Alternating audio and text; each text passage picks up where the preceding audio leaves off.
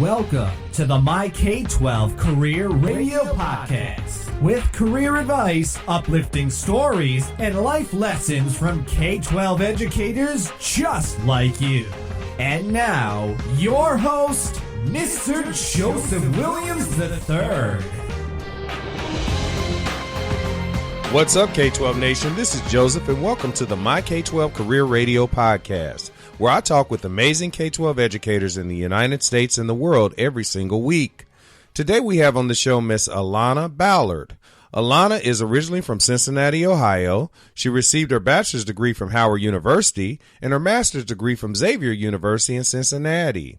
Alona began her career in TV news as a reporter and producer, and while producing a 6 a.m. newscast, began working on her master's in education. Later on in her career, she began working as a reading specialist in Columbus City Schools in Ohio. Alona currently works for the Abu Dhabi Educational Council in the UAE as a grade 1 teacher, and she now considers Abu Dhabi her home. Alona chose K-12 education for 2 reasons. Number 1, the great hours. Having the summers off gives her time to pursue her other passions in entrepreneurship, media, and travel. And number 2, she wanted to help inspire children by creating very child-centered learning experiences that give kids today an education unlike what she received. I'm really excited about this interview with Alona because Alona has made a long-term commitment to teach abroad, and she has a lot of good positive things to share about her experiences. So let's go right to the interview and hear what Alona has to share with K-12 Nation. Alona, we are so happy you came on the show to share with K-12 Nation. I've told K-12 Nation a little bit about you through your bio. Why don't you fill in the blanks and tell us what's going on in your life and your career right now? Well, right now I am a teacher of grade 1 girls at a school in a suburb of Abu Dhabi. Okay. And I've been at that school 2 years. This is my second year at that school. Prior to that, I taught kindergarten here for 4 years. And it was a wonderful experience. I love teaching abroad. This is my first abroad teaching experience. I've met teachers here who've been doing this a while, and they pop around to different countries every couple of years, which is also a very fulfilling lifestyle where you'll have some great stories to tell when you're someone's grandma. But yeah, I've enjoyed my life here. Besides teaching in my personal life, I write for Teach UAE magazine here. Okay. And I own a small business, Honey Child Salon, which is a multicultural salon that's not just a salon, it's a revolution. So what made you, you're a teacher and you're an entrepreneur. What made you go the entrepreneur route? I would love to be my own boss. There's some of us born with that entrepreneur gene where no matter where we work, there's just a little bit of us that'll be unfulfilled. And so I don't like the control when you're working for someone. Yeah. And I just want to be free to make my own decisions, be off when I want to be off. And also there's needs in the market. So if I have launched an entrepreneurial effort, it's because I see a need there and I think I can do it better. Sounds good. How many years have you been a K-12 educator, and did you always want to work in this field? No, I didn't always plan to be a teacher. I'm not like those people who were teaching teddy bears or, collecting textbooks. I was not that person. My first dream was to be a fashion designer when I was younger. And while I was working as a part-time reading specialist, and then I had to do evenings at Macy's to make ends meet, I started a denim line. Because once again, I was like, I can make better jeans than this, typical entrepreneur thoughts. My first career was in television news. After I graduated Howard in 1995, I worked in internet programming and also in TV news in Clarksville, Tennessee, and my hometown of Cincinnati. Okay. But after working overnights producing morning newscasts, I started taking classes towards my master's in education. Following graduation, the one job that hired me was part-time reading specialist in Columbus City Schools, and I had to know someone to get that. And, that's also a job that retirees are taking. So people have retired, they've got their pension, and then they go back and get a little extra. Wow. So, the job market is crowded. At least it was when I was looking in America. I don't know how it is right now. But I left America at a time when it felt like you had to stalk a job just to get your foot in the door. Okay, so you've been over in the UAE since 2010, correct? Yes. How has it been over there? You've been over in another country for 5 years as an educator. Tell me how that's been. It's amazing. It is amazing. Every day I wake up here, it's an adventure because as an educator, I'm also a lifelong learner. And when I meet people from the more than 200 nationalities that live here, I get to hear their stories. And that's what intrigues me. It's not as fun to read a history book as it is to meet someone from there. So sometimes when there's something in the news going on in Yemen or Syria, I can just walk to the cell phone store and talk to someone who's got family right where the conflict is. Wow. As opposed to people who just read it or see it on the news, which is one of the reasons I started my YouTube show, which is called The Real Teachers of Abu Dhabi, which helps to dispel myths about Arabs, Muslims, and the Middle East. Yes. And I think a lot of people watch my show and realize, wait a minute, this isn't what they're telling me people are like here. And so that's when I know I teach not only in classroom, but outside the classroom. And that's my goal ultimately. Well, what do you love the most and what do you like the least about living over in Abu Dhabi as a teacher and an entrepreneur? What I love the most is tax-free. It's nice not to pay taxes. Alona, wait a minute. You don't pay taxes? There's no tax over there in Abu Dhabi?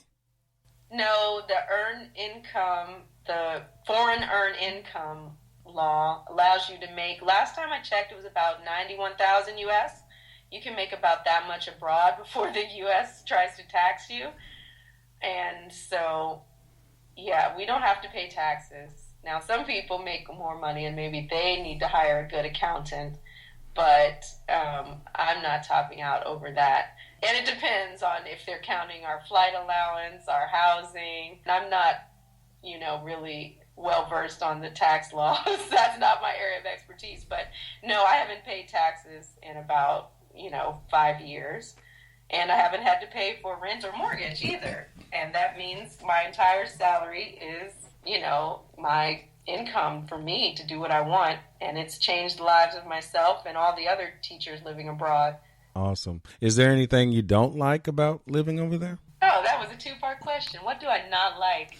It's hard for me to find something I don't like about living here because I'm truly like the UAE's head cheerleader. So the only drawback is not being close to your family. Right. That's tough because, no one wants anything devastating to happen back home, but it happens. And then, you can't be there right away. You may not even be able to get there for a few days. And that's everyone's biggest fear when you live so far from your family. So, I've had Thanksgiving dinner over Skype and things like that where they sit a laptop at the table. That's just how we have to do while I want to live abroad. I understand. Now, you mentioned that there's over 200 nationalities in the UAE. And I really believe, Alona, that after parents, K-12 educators have the greatest impact on our youth. Can you share with K-12 Nation about a student over in the UAE whose life you've impacted for the better? I know that one thing we do as educators here is educate outside of the class. So the opportunities that I've gotten to be the first American anyone's ever had come over to their house, when you meet people and, you share your culture with them and they share their culture with you, and particularly as an African American, we get to teach Black history every day of the year. Right. Because, they don't know our history as most people in America couldn't tell you what was happening in the Emirates 300-400 years ago. Right. This country's only 43 years old, so it's young anyway. But the history here and our history, we're just not sharing it. So it's important. I know in Al Ain they actually have a Black History program, which has there's quite a few African American teachers over here, and maybe I am going off on a tangent here, but I think that's partly because unemployment rates among African Americans is higher. So when the economic downturn happened, we were definitely disproportionately affected. So there are quite a few African American teachers here. And what that's done is not only changed our lives, but changed Emiratis, because I will hear every once in a while, oh, you're American, but your face not American. And then, we have to have a dialogue about how Americans look.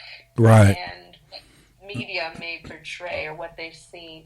So we do a lot of teaching outside of the classroom, and it's amazing when you, in particular, where African Americans are in America and the feelings about police brutality and racism, which has really gone to an ugly head, in my opinion. When you come here, it's amazing to just feel better about yourself and your prospects in life when, when the police are behind you here, that's not going to be the last day of your life. Right. Or if you go to the ATM at 11 p.m., that's not going to be the end of your life. So the well-being you feel here, it's amazing. You just got to come. My job isn't recruiting, but if anyone is just not satisfied with their state of life in America and they have a teaching license, not just the UAE, there's a network of us in the Middle East and Europe and South Korea where, educators go everywhere. And prior to taking this, my idea of overseas or teaching abroad was hippies with a backpack and Birkenstocks. I didn't think of it as a real job, as a real career. It was like something you did as a gap year, finding yourself thing. But nowadays, government organizations are really trying to make sure that their people can compete globally. Yes. It's important. If a country gives a care about their people and their future, they want their children to be able to compete for jobs. And it's a global competition. And that's why I'm glad I'm helping on this side of the world because, I wasn't able to get in America. And now they've lost an educator. Alona, we're getting off on a little tangent, but I really appreciate you sharing that. But it really sounds like you're not coming back to the United States. It sounds like you've found a new home. Is that true? It's true. I can't. I don't want to go back. I feel if you found something good, if it ain't broke, don't fix it. I understand. So, and I found my spouse here. My YouTube show, which I believed had mostly viewers of people considering working here, also had a viewer who was from here, and his name is Khalid, and he was watching my show, and Facebook messaging turned to Skype, turned to meeting in person, and we got married in December last year. Well, congratulations. That is awesome. Very, very good. So, yeah, you definitely have found your purpose in life. And I believe we've all been put on this earth to find our purpose, and God has a purpose for all of us. So I'm really happy that that's happened for you, Alona. Alona, do you have a mentor who you've leaned on for guidance in your K-12 career and maybe even in your entrepreneurial pursuits? The ones who I look at as mentors in entrepreneurial areas, they're like people I don't know personally. I'm listening to their podcasts or reading their books. Yeah, virtual mentors. Yeah, that's what I call them. Yeah, virtual mentors. When it comes to a K-12 mentor, I guess because I'm not someone who could see myself as moving up, I'm fine being a foot soldier and I don't want to move up. So I can't say I've looked for a K-12 mentor. Right. I'm probably going to be someone who in 5 years will probably be not exactly a teacher anymore if things go right. I would love to do professional development and leadership in that role. Okay. And I know a lot of people like that arena because I really enjoy public speaking. And I don't like those people who come to deliver professional development and they just read a PowerPoint to you. Yes. I'm like, how do these people get hired? I can do better than this. Yeah. So I look forward to enhancing my skills and looking for opportunities that get me out of the class because, I will say the classroom is tough. It wears you out. When I leave work, sometimes I'm ready to go to bed and not get up till the next day. Yeah. They do drain your energy. Oh, yeah. And sometimes having a mentor can help you get through that, or sometimes having a mentor can help you help someone coach you out of that, in terms of finding your true passion. So, you just never know what the future holds. I mean, I can definitely see, I've had a chance to look at some of your videos, and you're definitely a phenomenal teacher. So I can definitely see you in the consulting arena as well. So who knows? We'll see. That's actually one of my questions. That's a perfect segue. And I'll just ask you, where do you see yourself in your career in 5 years? Well, I definitely hope to do a lot of public speaking. It's one of my dreams to do a TED Talk. I'm sure you're also a fan. No doubt. And so I need to be an expert on something. I'm kind of the jack of all trades kind of person. Mm-hmm. So, I've listened to your podcast, and a lot of your, interviewees are working on their doctorate, or they have their doctorate. And I don't know if I'm heading that direction, but it would be in something other than education. Okay. As long as it does fulfill my purpose. Right. But, I do believe that in this time, to be highly specialized in something is really prized. So when you're talking about the time when you can write a book on something, when you're a sought-after consultant or speaker on a topic, then you better be the number one on that topic. So I'm probably on a quest to figure out where all my strengths come together to make me the number one expert in an area. And finding that niche is what will be my goal in the next 5 years, in addition to my entrepreneurial efforts to grow my brand and live my life on my own terms. I love it. Alona, if you could recommend one book, speaking of authority figures, to our K-12 Nation listeners, what would it be and why?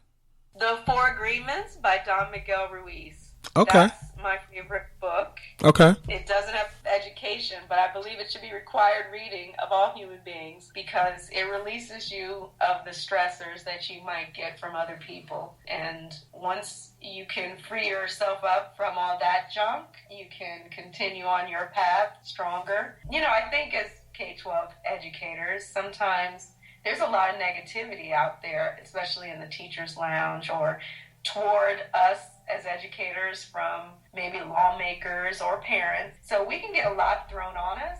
And when you realize that whatever they're doing is saying, it's not about you, and you can release that, you can just sleep better at night. And so The Four Agreements is a life-changing book, and everyone should read it. Awesome. I've never read that book. I'm definitely going to have to put that on my required reading list. Alona, can you name one daily habit that you believe contributes to your success, and why? You know what? Those virtual mentors out there have convinced me that success can come through meditation. So I've also just started to dip my toe into the idea of meditation and increasing my exercise. And I know very successful people might spend 30 minutes meditating, 30 minutes working out before they go to work. So on days I can really get it in gear, I am also trying to meditate and exercise every day before work, but you have to check in on me in a few weeks, see how good I am about keeping up with that. You're right. Yeah, it's funny that we're even talking about meditation, because those virtual mentors that we're talking about, that's the common denominator that I see with a lot of them, is that they do take time out for themselves to really meditate. And, get closer to that higher being, whoever that might be. It might be God, it might be Allah, whoever. But I think that's a common thread of successful people, no matter what career field they're in. So, yeah, that's really good. Alona, if you had to do it all over again, would you still have become a K-12 educator? Absolutely. I know it's just a chapter in my life. Mm-hmm. I know I won't be an educator forever. But absolutely, it's been part of my development into who I'm going to be. Excellent. And, I don't mind telling my age to your K-12 nations. I am 38.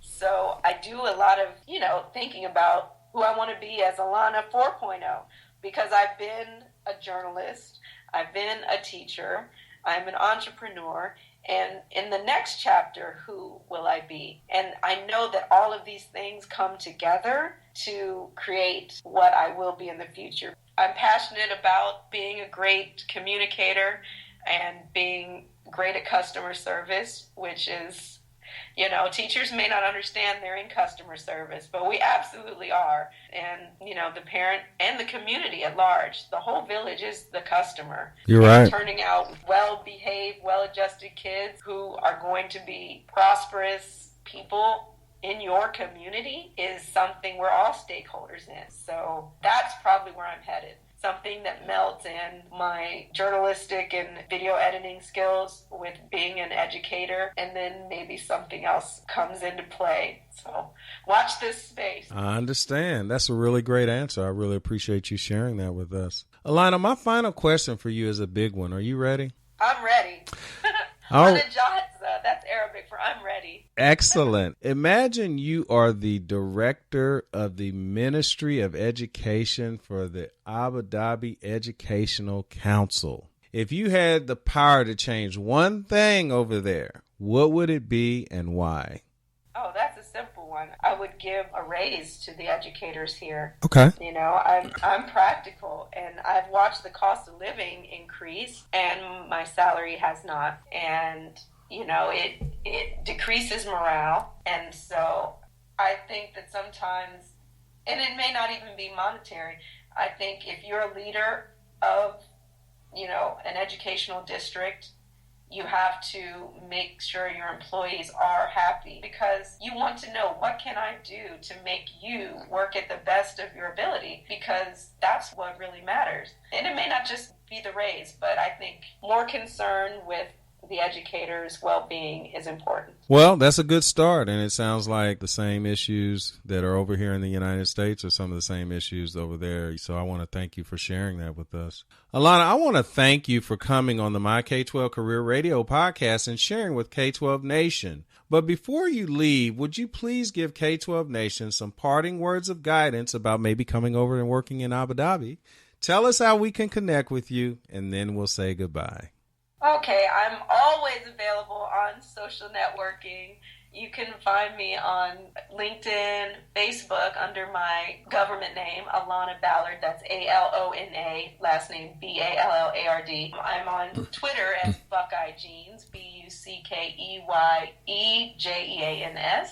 and also Instagram under Buckeye Jeans. And feel free to find me under Honeychild Salon, which is my pride and joy. Awesome. Do you have any words of guidance about someone over maybe in the United States that might want to come over to Abu Dhabi? Well, I would say go for it, even if it's not Abu Dhabi. If you just want a jolt of, you know, if you're not as passionate about your career, you know, sometimes it just takes some new scenery to just reinvigorate your passion. And so I would say, if not Abu Dhabi, anywhere, because countries around the world have the resources to bring teachers at great salaries to that country, and give it a try. If you can live without being close to your family for a couple years or more, then give it a try, because it's worth it. You will never be the same. Well said, Alona. I want to thank you once again for coming on the show. I want to salute you for all the great work you're doing over there in Abu Dhabi, and we will talk to you again soon. Thank you so much. Thank you. K12 Nation, thank you for joining us on the MyK12 Career Radio podcast. Please remember that you are the sum total of the 5 people that you hang around the most. So always surround yourself with like-minded, positive people who are only going to lift you higher. Visit MyK12Career.com for links and show notes to everything we chatted about today, as well as resources that will help you take your K12 career to the next level. Are you subscribed to the MyK12 Career Radio podcast? You can subscribe through iTunes and listen every week to what amazing educators are doing in schools across the U.S. and the world. Please tell your friends and coworkers about the MyK12 Career Radio podcast. Also, if you want to share your story with K12 Nation, please complete the podcast guest interest form on MyK12Career.com. Have an inspired day, and remember that as K12 educators, we make all other professions possible. Please never give up on your students, never give up on your staff, or this noble K12 profession, because you are definitely valued and you are most certainly needed. Until next time, keep the faith.